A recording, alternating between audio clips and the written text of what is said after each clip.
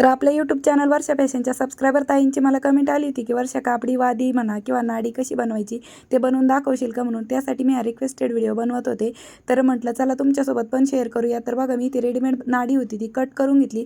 त्यानंतर नऊवारी साडीचा कॉटनचा कपडा घेतला, याचा स्क्रीनवरती माप दिलेला आहे तुम्हाला आणि याची रुंदी घेतलेली आहे मी 3 ते 3.5 इंच आणि याची संपूर्ण कटिंग आणि स्टिचिंगचा स्लो व्हिडिओ आणि हळू व्हिडिओ दाखवलेला आहे मी. स्क्रीनवरती तुम्हाला माझ्या फोटोच्या खाली एक छोटा त्रिकोण दिसेल, त्यावरती क्लिक करून तुम्ही याचा हळू आणि सावकाश व्हिडिओ पण बघू शकता.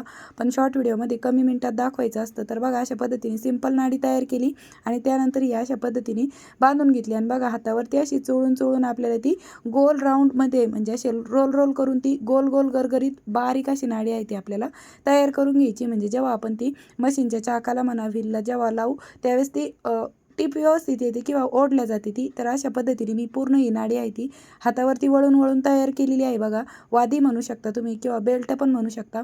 आता जो बांधलेला भाग होता तो सोडून घ्यायचा आणि त्यानंतर अशा पद्धतीने आपल्याला ह्या होलमधून हा जो नाडीचा एक भाग आहे ना तो अशा पद्धतीने वळून घ्यायचा आहे. आता त्यानंतर दोन्ही हातामध्येच धरायचे, कारण की आपण तो वळवलेला पार्ट असतो त्यामुळे तो सुटू शकतो. तर मी इथे टाचणी लावून घेतली, पण त्यानंतर पुन्हा दुसरा भाग होता तो पण सुटला होता, मग तो पुन्हा वळून घेतला हातावरती.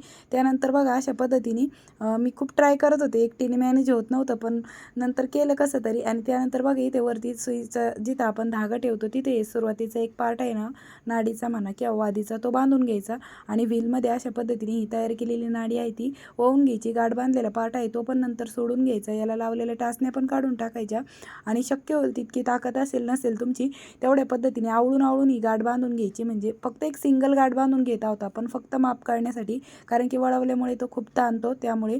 आणि जिथं गाठ आली तिथे मार्क केलं, अजून तर काही गाठ मारली नाही, गाठ सोडून घेतली, मार्क केलेल्याच्या पुढं कट केला आणि त्यानंतर हे जे दोन पार्ट आहे ते आपल्याला अगोदर सुई धाग्याने स्टिच करून घ्यायचे आणि नंतर शिलाई मशीनने पण स्टिच करून घ्यायचे. म्हणजे व्यवस्थित ते जो बेल्ट आहे तो पक्का राहील.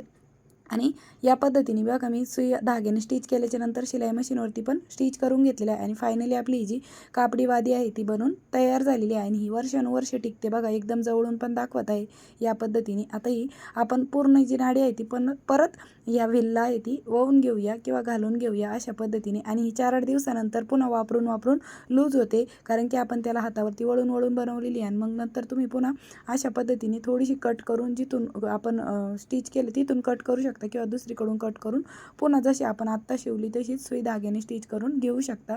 आत्ता टाईट आहे पण नंतर लूज होऊ शकते. आवडली असेल तर लाईक शेअर सबस्क्राईब करा.